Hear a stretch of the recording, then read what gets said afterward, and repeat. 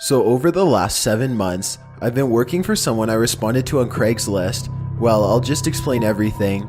This seems like an appropriate place to post this. I was scouring the internet for some sort of paying gig, I didn't really care what. Then I came across a post on Craigslist. I had refreshed the page and there it was. Someone was looking for a person to come by and feed their pets. I assumed they were going out of town or something. So I contacted them and left my number through email. I got a response immediately in the form of a phone call. The caller was a man who explained to me that he was moving out of town and his parents had cats they wanted fed daily. I gave the man my name so he could run me through a cursory background check, and in about 20 minutes I was hired. I went there the next morning to get all the instructions and whatnot, and met the man I spoken to on the phone. His name was Ben. Ben explained to me that he could no longer be able to care for his parents' cats, and that his parents needed to focus on themselves, so I was being brought in to take care of that. The money would be left on the kitchen table at the end of every week, $200 a week, just to feed some cats, I know, right? In addition to that, money for more cat food would be left for me as needed. Then he told me the first thing that I thought was strange. I was to come at exactly 10 a.m. every day and be gone by 10:10 a.m. and I was never under any circumstances to interact with his parents. He told me that when I'm in their home, they will be in their chairs in the living room watching television, and that I was not to disturb them, ever. He asked if any of that would be a problem, to which I assured him it wouldn't. He then showed me the area in which the cats eat. There were 4 cats, and where the food was kept. While not rude in the least, he was very adamant that I not explore further in the house, to which I assured him it wouldn't be a problem. He ushered me outside and showed me where the spare key was in case the door was ever locked, but he told me that was very unlikely to happen, and with that he expressed his hope that I could be trusted one last time, shook my hand, and told me to be there at 10 a.m. every day starting tomorrow. If I was ever unable to make it, call and leave a message on their home phone, to which he gave me the number. I shook my head and was on my way. The next day came and I went inside at exactly 10 a.m. I walked into the house and immediately to my right were Ben's parents, sitting in recliners, facing away from me, watching some kind of game show. I announced my presence, which they ignored, and made my way to the kitchen. I fed the cats bowls and left. The exact same scenario played out countless times over the next few months. 10 a.m., unreturned hello, feed the cats, leave.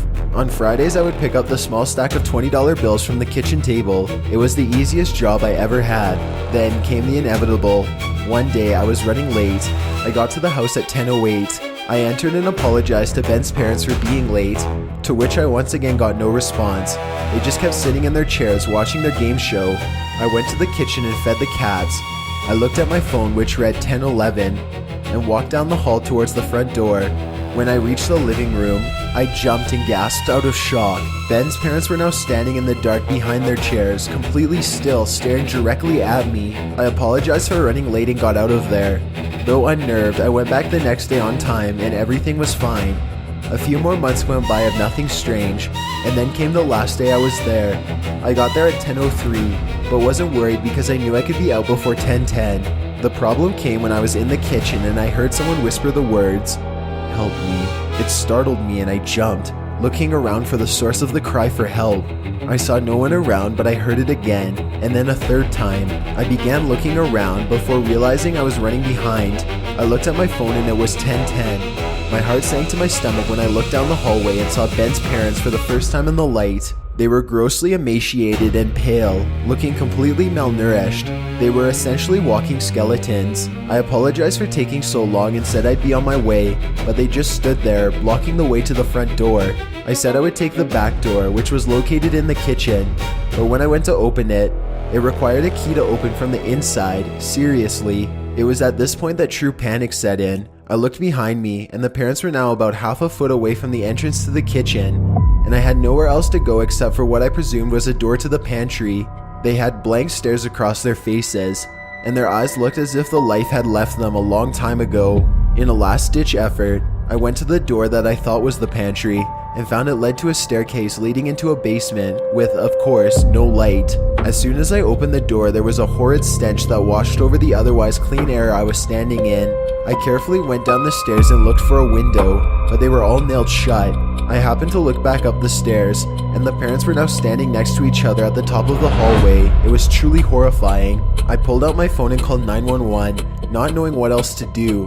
And when I explained my situation, they said they would send a car out immediately, and to stay on the phone while they connected me to the unit en route. I ran into the dark basement using my phone as a light. It didn't provide too much illumination since I was in the middle of a call, but it was just enough. There were racks of junk that lined the basement, separating it into almost aisles. I went down to check if any of the windows were possibly loose, like I'd be that lucky. Then I turned the light around and shined the light in front of me, and I was inches away from the parents' lifeless looking faces. I let out a scream and ran in the other direction, and tripped over something, sending my phone flying from my head. Of course, it landed face down so I couldn't find it. I ran back up the stairs and into the kitchen, looking back and seeing the parents standing at the bottom of the stairs with slight grins on their faces. I ran down the hall to the front door and flung it open, screaming when I saw the cop standing right in front of me. He asked me if I was the one that called as I pushed past him to get outside, and I told him I was. I looked in the window and saw the parents sitting in their chairs, watching their game show. I explained that these crazy old people had trapped me in their house and were chasing me around. The cop went in to talk to the parents and look around while I sat in the cop car. He came back out about 5 minutes later and asked if I was sure someone was chasing me. I said yes, I was absolutely sure, that it was the two old people that lived there. He informed me that the people that live there, the people in the chairs, have been dead for quite some time. I asked what the smell in the basement was, and he said there was another body down there. Backup showed up. I gave them my statement and explained how I'd been coming there every day for months and months to feed the cats. I told them to call Ben, the homeowner's son. I gave them the number and it was disconnected. I found out a few days later that the body in the basement was Ben. What I don't get is, who's been paying me?